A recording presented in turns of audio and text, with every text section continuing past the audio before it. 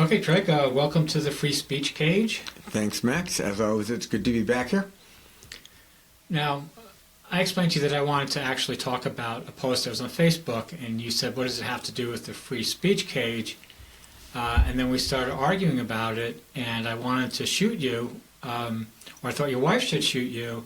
And then I said, well, really, free speech is about being able to make speech and not getting shot by somebody. So that could be a working definition for today. That could be a working definition, and I think the issue we're going to talk about is someone should always feel comfortable making reasoned arguments against a popular thing or even against an unpopular thing, but that's being pushed by a group of folks that are really enthusiastic about it. The idea that you can just shut people up because you don't like what they're saying is just a bad idea for democracy.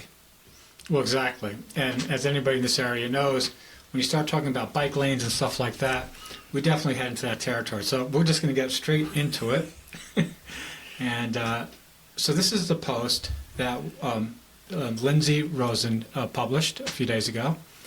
And she said, anyone know why these new curb cutouts and sidewalk extensions are now on Tough Street in East Somerville? Makes the road super narrow for two-way traffic, and I feel like it's more hazardous for bikers now given the restricted space now on the road. Now, Max, just to point out that for folks who don't know anything about the Boston area, Somerville is a dense city right outside of Boston. It's adjacent to Cambridge, which is also a dense city.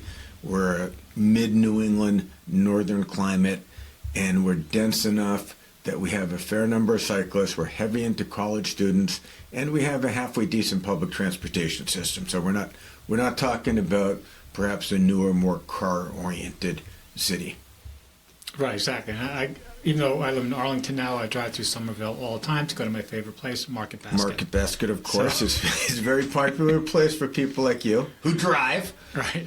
All right, so getting back to, so this is the image she posted. So that's not just an image. That's what it looks like today if you went down there. That's the picture of its actual looking like today. Right. Yes. So just from the beginning, if you were just looking at this post, let me actually just go into what I said and how you and I started fighting upstairs right away. So I made the claim to you is that the neighbors, the people on the street, want traffic to slow down because they have the houses on it. They don't like a bunch of traffic on the streets. They don't want the exhaust fumes. They don't want to walk out into the street in a car going 40 miles an hour and hitting them. Whereas the drivers are trying to get to work or wherever they're going, and they want to take the street that's going to get them there the fastest. And this is a problem that's been happening in this area, this conflict, I should say, I believe, it's going on for hundreds of years. So this is nothing new here. And then I made the argument to you that it's sort of the fight is between the property owners of the houses and the workers going on the street. And then I won't repeat it. Well, but one thing that's super important here, Max, is it never occurred to me when they're talking about redesigning the street, it never occurred to me in this concept that they wouldn't designate specific place for cyclists to keep cyclists from having to mix with the cars. So my point was, well, you just want everything to be faster for the cars and, damn the cyclists, which of course I'm a cyclist, almost universally, no one more so. And I said, well, jokingly, I was like, oh, so you want people to be able to get where they're going faster, even if it winds up with some level of risk to people like me, so that your people can watch more Netflix or whatever it is, as being facetious. In reality, this is a horrible plan for cyclists. So I was wrong on that initial comment, because this is just arguably the worst thing I can possibly imagine. Right, but that's only because we did research later on before this conversation, so we can talk about it. So let's actually move on to some of that research we did, which helps us talk about this. Well, let's point out the picture there, Max. What are you looking at? What specifically is in the middle of that picture? Well, I'm not the expert here, of course. So, you explain. Well, you can say what it is. It's bump out. That's the pinch Right. point we'll see mentioned later. You see a wider street becoming a dramatically narrower street, about mid-block. Right, and then I took this. This is an image from Google Maps that shows it today. Now the painting is on the wall because this image is obviously taken before they painted the wall, but the pinch point is generally you can see in the middle. But I wanted to look No, at you this can't. image. It's not. The pinch point is not there. It's not there. This is a very straight road with no obstructions. So a car gets on this road and it says, "Wow, I can go really, really fast down this road to the end," and they will miss whatever other highway they might otherwise take. So these straight roads, unobstructed straight roads, tend to be places where people in cars go faster than other roads that have more obstructions. Right, but I just wanted to look at the image to say, oh, well, how much space is there for a bike lane? And to me, it doesn't look like there's any space for Well, a you bike see lane. two bike lanes there, Max. One on the left, one on the right. Right. So Well, clearly there's space. They're painted bike lanes, by the way, which have different design concepts, but they're Right. there. Right, okay. Anyway, everybody can judge whether they feel that's enough space for a bike lane or whatever. And so anyway, this is the, so you pointed out, oh, you know, Somerville will have a plan, we can find it, so we did, and this is part of it. And then here is where they essentially answer the question of the person on Facebook, Which was? which was why are they making it narrower? Exactly. Right. So they said essentially concerns about vehicle speeding and high amounts of traffic using the street as a way to bypass McGrath Highway. They'll read how they're going to do it by adding pinch points. Right. Remember, that's what we talked about Right. initially, where the road pumps in. And if you go back, we'll see it. It's got the two signs, one on either side, pointing out where the pinch point is. And other traffic calming. The new design is intended to slow vehicles and discourage cut-through traffic. Right. Doesn't say anything, by the way, of making that area safer for cyclists. Right. And I just want to say, like, from my point of view, the question isn't, what I have a problem with isn't whether they put the pinch points in or they don't put the pinch points in, is that there isn't an honest conversation about why people want them and why people don't want them and what it means for various people who use the streets.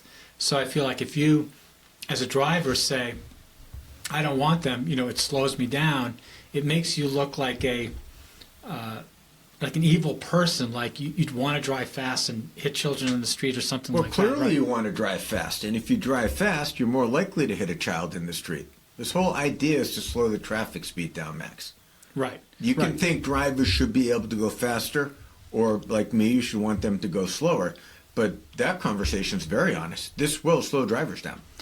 Right, but I would make the argument that there are many ways of improving traffic in the city by striking a fair balance between a neighborhood's concern and a person's ability to get to work.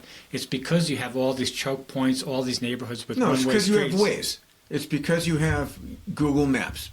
30 years ago, probably no one knew about this street. Soon as people started using Google Maps, all these little streets became easy bypasses for folks. You see it everywhere. So I can't blame someone on I that. disagree with that. I think it's It's always completely true. No, it's always been that way. That's why we have one-ways in a certain way all over Cambridge, all over this area, just to keep people out of neighborhoods. They're purposely put there to stop people from driving through these neighborhoods as a shortcut to where they get to, long before Google Maps. I understand that. But what happened with Google Maps is everyone in the world now is able to drive from California and use this little street to avoid McGrath Highway. Google Maps has completely changed the way people flow on city streets. And so cities are trying to figure out, well, how do you do it? You have a long, straight street. You've got people trying to go from point A to point B. They will go quickly. If there were only one car, wouldn't really care. But this has become a major cut through. And so they say what we'll do is we'll make it really narrow, and that way cars won't be able to go so fast, which I think is logical if what you're concerned about, and the only thing you're concerned about, is having cars go slower on the street, which in theory will keep them from going down that street in the first place, although I'm not sure there's a lot of validity in that argument. Yeah, I mean, so we agree. I mean, it's definitely exacerbated the problem. But anyway, the bottom line is that everybody understands that everybody has different desires or needs to use the streets, to live on the streets, whatever, and it's a conflict, and it gets very politicized, and then we get away from those issues. So to get away from, that's just my philosophical point. You But know how you could answer this problem, Max? What? You could put a speed camera there at 15 miles an hour. So anyone going 18, 20, 25, whatever, would get dinged with a ticket. We have speed cameras all over the place in America. Right, but that still doesn't solve the problem. Are the streets, like I said, the direction of the streets and other things, are they designed to make it easy for workers to get to their job as quickly and efficiently as possible? But let's just leave that aside because there's so much more stuff to cover. So here's their beginning thing. We already went through this. Okay, so when we first looked at this, you blew up. And so I want you to explain. Not at you, but at the designers, right? Right, the designers. So can you explain this? Yes, this is designed by people who probably do not know how to bicycle. Right. I bicycle everywhere. I bicycled here today, Max, and it's snowing, right? I bicycle everywhere all the time. There is no one around statistically who bikes more, whose family is more dependent on safe biking than I have been forever, right? Yeah, I can attest to that. So when I met you, you didn't even have a car. Yeah, we went without a car for a long time. But we have one now. But I don't like to drive around here. And, unfortunately, I don't like to bike either for a variety of reasons, but I still do it. So you see that they've got those blue little marks in the middle of the road. Those are called sharrows. It's telling the cars, hey, you and the bicycles need to be in the same space. And it's telling the bicycles, hey, you and the cars need to be in the same space. The reality is, no matter what the road sharrow says, if you're on a bicycle like me, I'm going maybe 12 miles an hour. Right. That's slower than anyone in a car is going to drive, even if they're really careful about not endangering anyone in the neighborhood by going too fast. They're going to be going 18 miles an hour, maybe 20 miles an hour. They're going to be going much faster than I am, and if I am in their way, they get frustrated at me, and I feel this obligation to pull over, and I'm fairly confident. Most people don't even have my level of confidence, and they feel like they can't be anywhere near a car. Right. Yeah, for better or for worse. And if I don't do that, it's not uncommon for the driver to think, well, I've got this big, long stretch of road in front of me. Craig's in the way. But if I hit the accelerator and accelerate past him and pull back in front of him, then it'll work. I'll just get past him and go faster. And so they wind up brushing you, which is terrifying in a car, right? You've always had that happen. You're driving and someone passes you and it's a no passing zone, but they think they can do it because there's no oncoming traffic, but they know it's wrong, so they don't stay in that passing area too long. They go over and they come right back in. Same thing on a bicycle. Right. It's especially as terrifying as bicycle. So I'm going to feel the pressure to be on the right-hand side of the road to avoid blocking traffic that's faster than I am, to avoid getting brushed by a car that's trying to pass me. So in what you described, we should actually move to the next slide where you can see the bump. Is that correct? Yes. Okay. So now I'm on the side of the road. There's traffic going past me. So it has letters. So talk like. Okay, so I'm in A, and I go past. It's probably a raised crosswalk of some sort. As I go up and over A, I get to B, and all of a sudden B is roughly 30% narrower than the rest of the road. That first B on the left-hand side. So now I've got this thing that is in front of me, and by the way, these bump outs are not very visible under challenging conditions, whether it's rain, snow, darkness. A nephew, one of my relatives, hit one wherever he was living because there's a bump out, and you're looking. It's not particularly visible. He hit the bump out. You're looking for traffic. You're looking for things that are moving. You're not expecting the city to put a 6-inch high concrete or granite barrier in the way. He went over and suffered a serious head injury. Right. So it's not hypothetical that these bump outs are dangerous for cyclists. They're very dangerous for cyclists. We don't collect data on that because the city doesn't want to collect data on a whole variety of things. But that reality is these things add to cyclist danger. So you've got, as a cyclist, remember, you're going slower than traffic. Right. You're going, say, 12, 13 miles an hour unless you're on one of those motorized things. But if you're Craig Kelly or a normal pedal cyclist, you're going 12 or so miles an hour. Cars are going to be going faster than you. They're going to be going 15, 18, maybe 20, depending on the layout of the road. And now you've got to merge with the faster traffic. And there's nothing about traffic management that says when you merge with traffic, you want to be going slower than everyone else. Yeah, please, again, go back to time, just so people can get a visualization Well, of right what you're here, talking right about. here, it narrows down. So you've got to go from the right-hand Right. side of the road up into sort of the middle of the road as traffic is passing you. Right. You've got to do that merge at a lower speed. It's terrifying. Right, You'd way rather just go straight. right. So what They're forcing me to turn, essentially. Right. So what I'm hearing is you're on the bike, you're slower. A driver turns around the corner, and you are both making calculations. You, whether the driver is going to try and speed around you, the driver, whether he can speed around you. You're both sort of focusing on that. Nobody's probably even thinking about the bump outs. So, Yeah. So I mean, there's a lot of things I got to worry about, but he doesn't so much have to worry about the bump outs because he, she, they, whatever, are going to be in the middle of the road. I've got to worry about being kept off to the side for so long that I can't make that merge.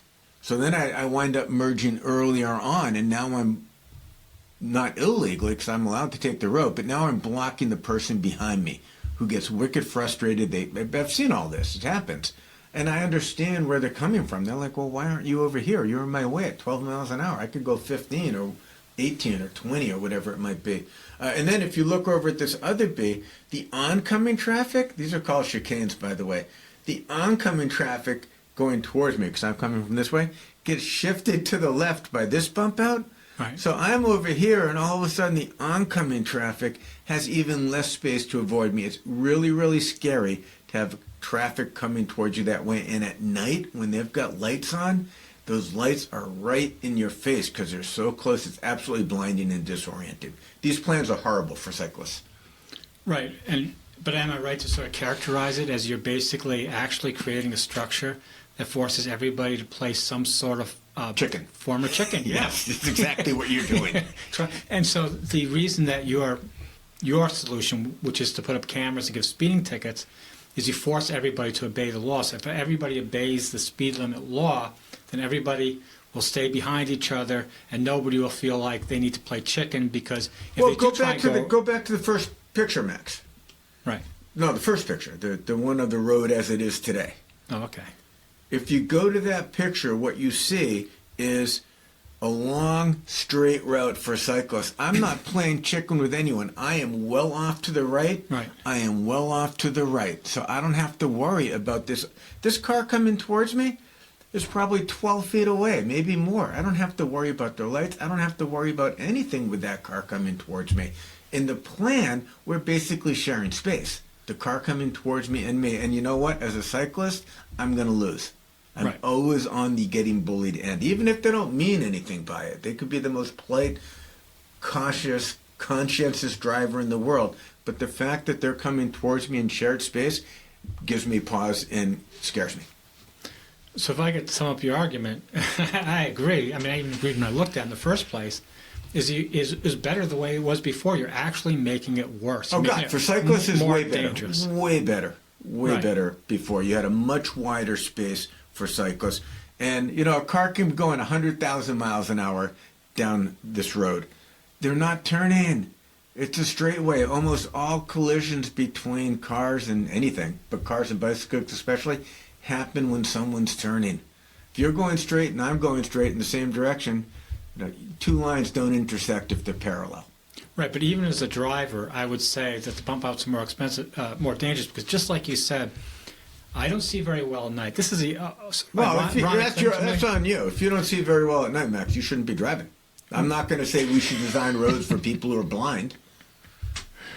This is why I want to kill him. But it's true. I don't care. If you can't drive very well at That's night, not Max, the then point. don't drive. That's not the point. Well, the point is, you just said No. you don't drive very well at night. Why My should we point- make it easy you for didn't- you? See, that's it. You're jumping down my throat before I even make the point. I know. Hold on one second. Just hold on.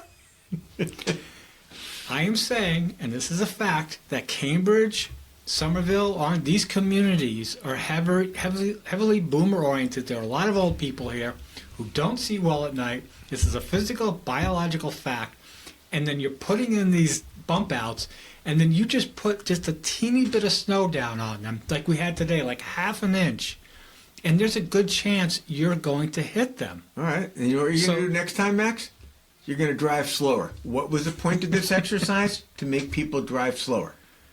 So I think... Right, but that doesn't fix all the problems you're agreeing entirely. There's no conflict between their plan and your point of view. Now, you just happen to value going faster and not damaging your car.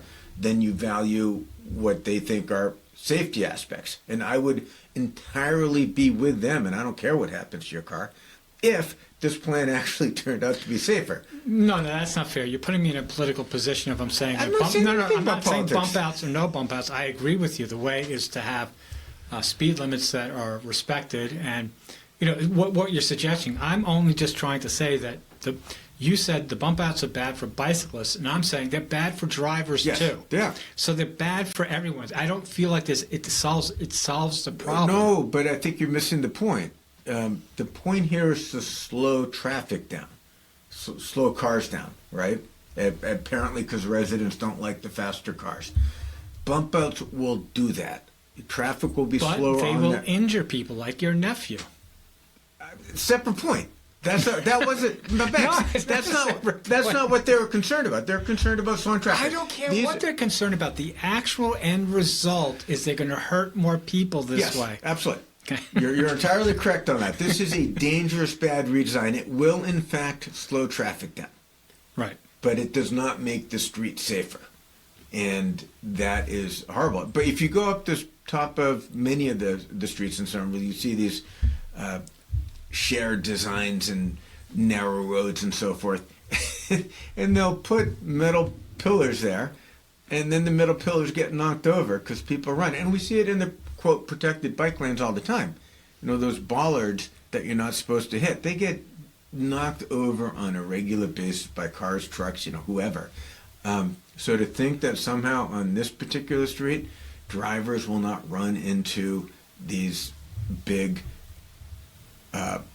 curbs and hurt their cars and conceivably hurt themselves or make a last-minute shift where they hit the oncoming traffic, you're entirely correct. Right. I just want to get back to the... But if the goal is to slow traffic down, these will in fact slow traffic down.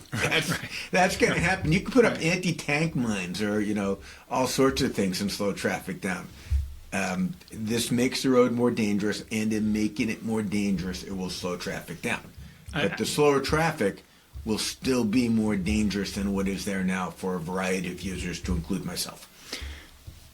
I think in a certain way this is almost like comical to me, because it's like, okay, you got to look for the bump outs. The bikers got to look for the cars. The cars got to look for the bikers. Now they got these signs. What do the signs mean? Like, what are these signs? You know, well, I want to talk about something else here too. But we're actually sort of running out of time. But go on. So right there, see that drain? These street construction projects also create different types of drainage issues, and they're very, very poorly done mostly. So these bump outs become dams. The water doesn't flow past them generally the way they're supposed to, which if you're a car, you're in the middle of the road, it's not such a big deal because the roads are curbed. As a cyclist, all this water winds up, some of it will go down there, but up there probably not. They're poorly aligned. So you wind up having an awful lot of drainage issues that a cyclist has to deal with, whereas before that nice wide road, a cyclist had plenty of space to navigate around whatever puddles and stuff there might be. This is horrible. Yeah, well, we could go on and forever. Expensive, too. But we're out of time. But any final last thoughts? Oh, God, Max, I got so many. But the point of this conversation and the free speech element is there's a whole class of people who design this stuff. They don't necessarily use it, but it's ideological. They just feel they know the right way. We'll call it a road diet. Right. And then they're right because they're in charge. And we see that nationally, we see that locally. And I think people get it locally, maybe if they don't even get it nationally, which is, how can you trust the people in charge when they come up with dangerous ideas like this one and then spend your tax dollars implementing them? Well, it's a good question. So thanks for coming to the Free Speech Cage. Thanks, Max, for having me. It's time to bike home.